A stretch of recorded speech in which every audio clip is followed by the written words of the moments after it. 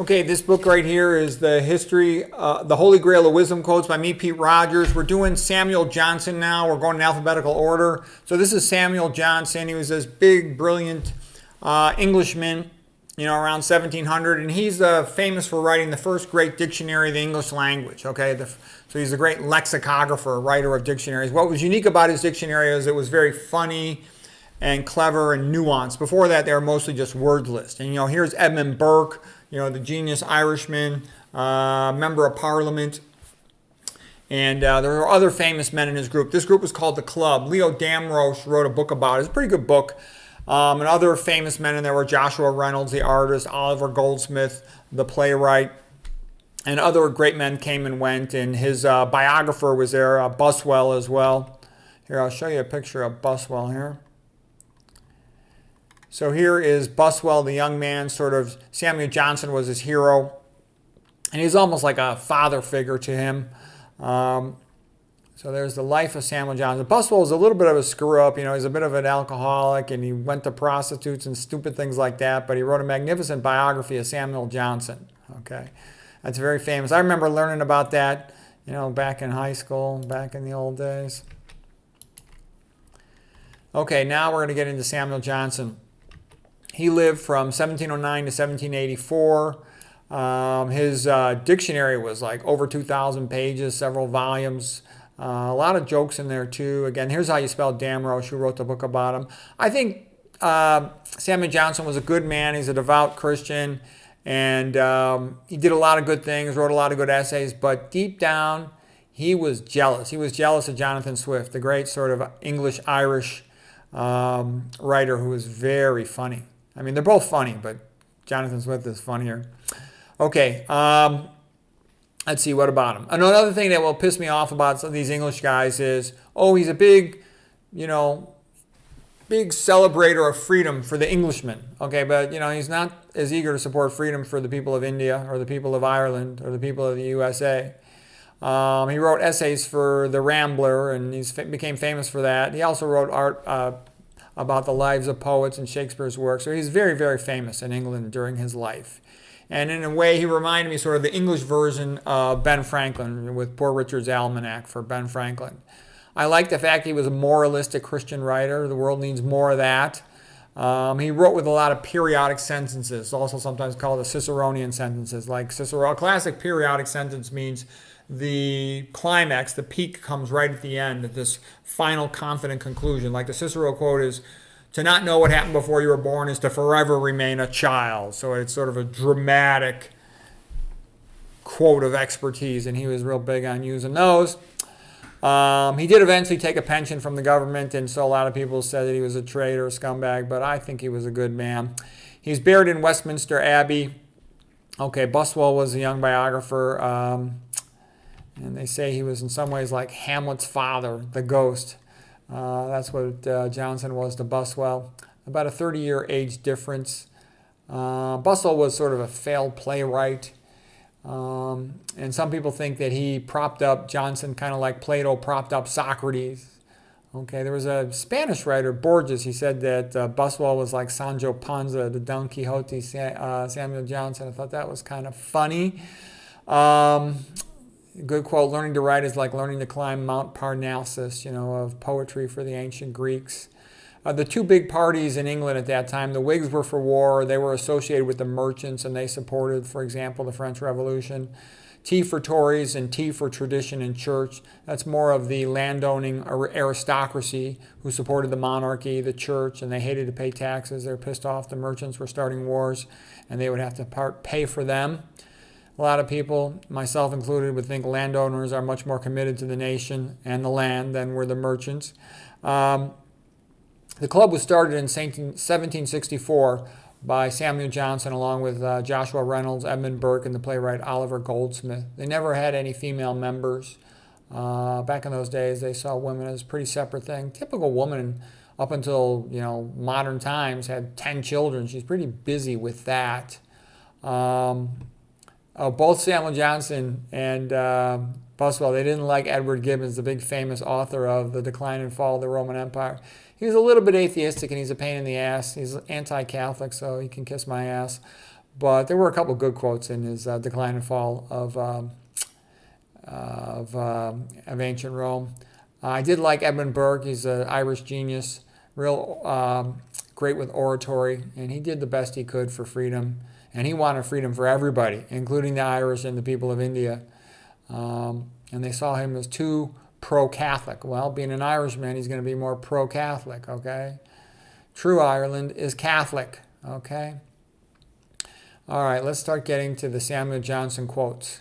He said, all of our religion and almost all of our law, almost all of our arts, almost everything that sets us above savages has come from the shores of the Mediterranean. So what he's basically saying is, yeah, the high points of Western civilization, they come from the ancient Greeks and the ancient Romans and Christianity. That's where most of it comes from. It does come from other places too, but that's where most of it comes from. Okay, celestial wisdom. Religious wisdom calms the mind in ways that others don't find. Never trust your tongue when the heart is bitter. This is all Samuel Johnson quotes. The true measure of a man is how he treats somebody who can do him absolutely no good. Fraud and falsehood only dread examination. Truth invites it. Few things are impossible to diligence and skill. Great works are performed not by strength but by perseverance. Okay. You can never be wise unless you love reading. Courage is the greatest of all virtues because if you haven't courage, you may not have the opportunity to use any of the others. People more often need to be reminded than to be instructed. Your manuscript is both good and original, but the part that is good is not original, and the part that is original is not good. Power is not sufficient evidence of truth. Liberty for the poor is little more than the choice between working or starving. No people can be great who have ceased to be virtuous. That sounds like the founding fathers of the USA. Life affords no higher pleasure than that of surmounting difficulties. Our aspirations are a possibility. So that's a little bit like aim high because that's going to determine your effort. Nothing will ever be attempted if all possible objections must first be overcome. Women have two weapons, cosmetics and tears. A person's work is a portrait of themselves. All intellectual improvement arises from leisure. Yeah, I think that's true. A person needs free time to read and think and to be alone. I wish I had more free time. I got like 5 book ideas in my head and I can't write them because I don't have time. I got another one coming up, but I don't even have time to finish that. I'm working so much. Whatever enlarges hope will also exalt courage. Okay, Samuel Johnson quotes continue. Curiosity is one of the permanent and certain characteristics of a vigorous intellect. Yeah, that's for sure. I know because I talk to a wide variety of intellects, and I can tell you the smartest people, they're always curious about new ideas and different ways of looking at things. Curiosity is the thirst of the soul. You could say it's the thirst of the mind. A man ought to read just what his inclination leads him to, for what he reads as a task will do him no good. Yeah, you don't remember stuff unless you care about it. A young man should read 5 hours a day, and so may acquire a great deal of knowledge. The chief glory of every people arises from its authors. Now that's a little bit funny because whatever a person does, they tend to think that's the most important thing. Like Percy Bysshe Shelley, the romantic poet of England, just lived, a generation after Johnson. He said poets should rule the world.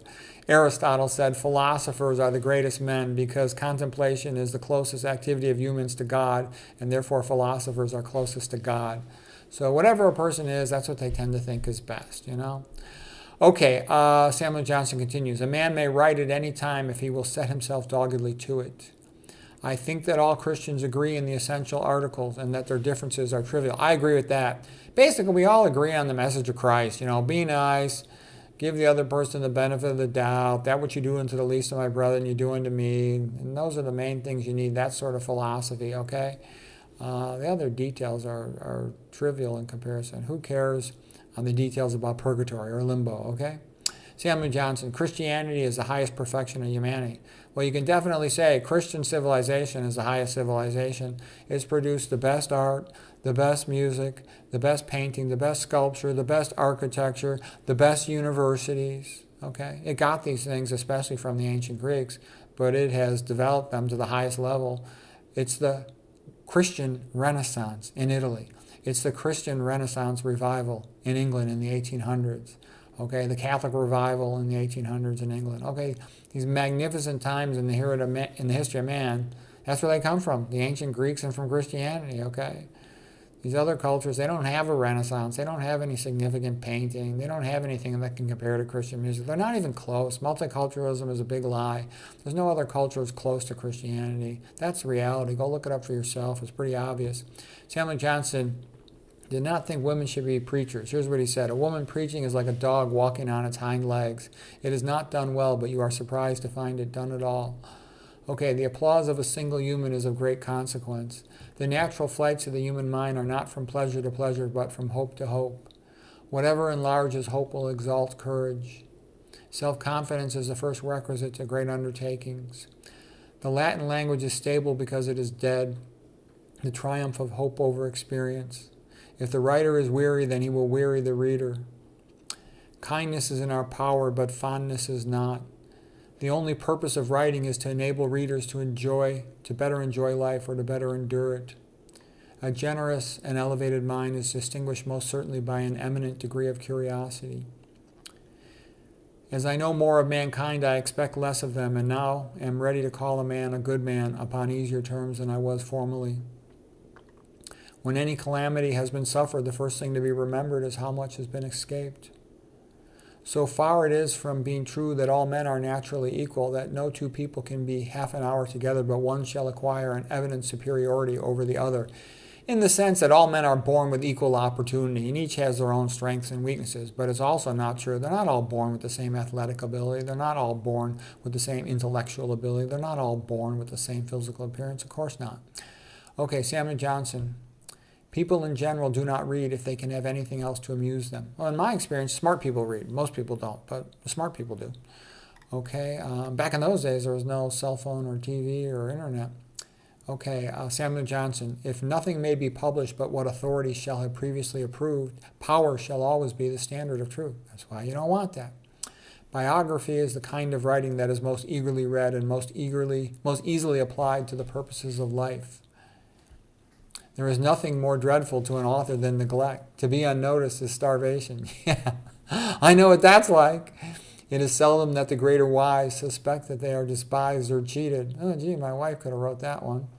My ex-wife. Promise, large promise is the soul of advertisement. Okay, just a few more. We're almost done here with Samuel Johnson. The greatest part of mankind have no other reason for their opinions than that they are in fashion.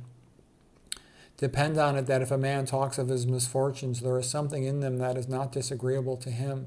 For where there is nothing but pure misery, there is never any recourse to mention it.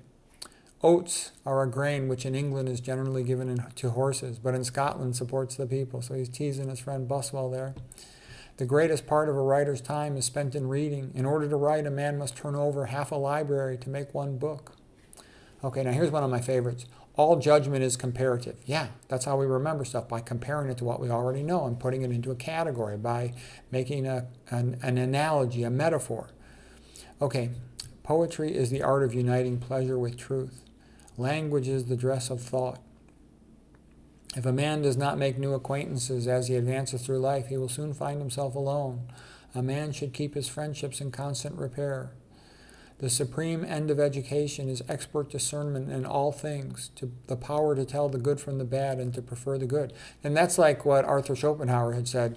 The last intellectual faculty to develop is the power of judgment.